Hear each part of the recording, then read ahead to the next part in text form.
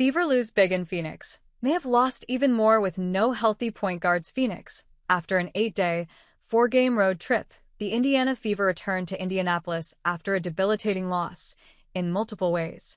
Playing their 5th game in 9 days, the Fever suffered their worst defeat of the season Thursday night, a 95-60 loss to Phoenix.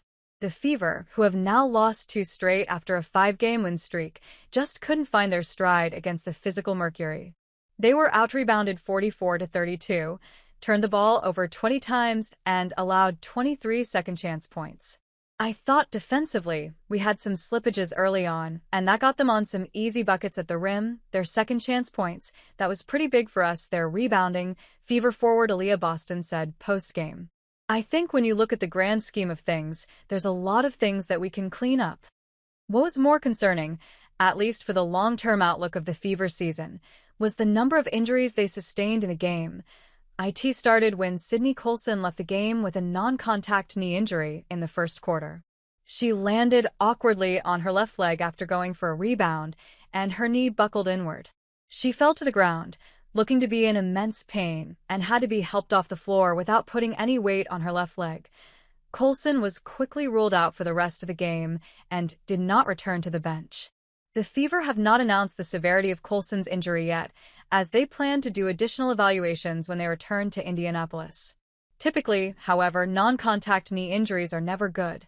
Colson's knee buckled in a way that could indicate an ACL tear, and that injury, if confirmed, would put her out for the season.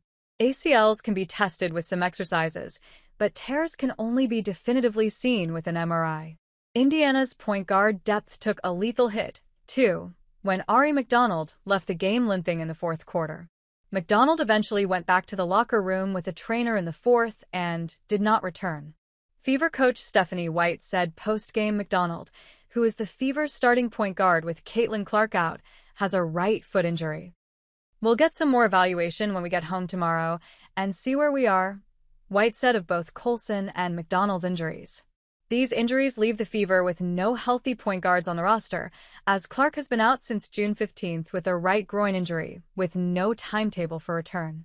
Those injuries, as well as McDonald's early foul trouble against Phoenix, forced both Kelsey Mitchell and Sophie Cunningham to play out of position Thursday night, sharing duties as the Fever's emergency backup point guards. It's not the type of game White wants to play, as Mitchell excels playing off the ball, and Cunningham is typically someone who can catch the long-range passes Indiana's point guards throw. It messed with their rhythm, along with putting more strain on those two players. Nobody wants to see a teammate go down like that, White said of Colson's injury. But also on the floor, that's another point guard, a primary ball handler, someone who is a big part of our rotation on both ends of the floor. And so you go down one guard, and it puts more pressure on Kelsey and Sophie and Lexi Hull to play a little bit heavier minutes. It wasn't a pretty game for Indiana, which lost a lot of steam in a 35-point loss. But Indiana doesn't have time to dwell on this game. The season continues with just one off day for the Fever, as they will host the Chicago Sky in Gainbridge Fieldhouse on Saturday night. No matter the injury situation, no matter what happened in the last game, the Fever have to be ready to play. There are going to be days where we don't make shots, White said. There are going to be days where you feel like you're stuck in mud. We're not immune to that like any other team, but it's about the bigger picture of how we respond to that. This group was still tight in our huddles. This group was still engaged in timeouts. This group was still going out and executing on both ends, and that's what it's about. This is a group that's been through a lot this entire season, and we love each other, we pull for each other, and I think that in moments like this, you continue to see that. Chloe Peterson is the Indiana Fever beat reporter for IndyStar. Reach her at Capeterson@Gannett.com or follow her on X at ChloePeterson67.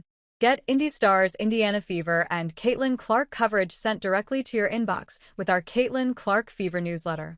Hey friends, if you enjoyed this video, don't forget to give it a like. Got a question, opinion, or suggestion? Drop a comment below. I read all of them, and I often feature interesting ones in my next videos.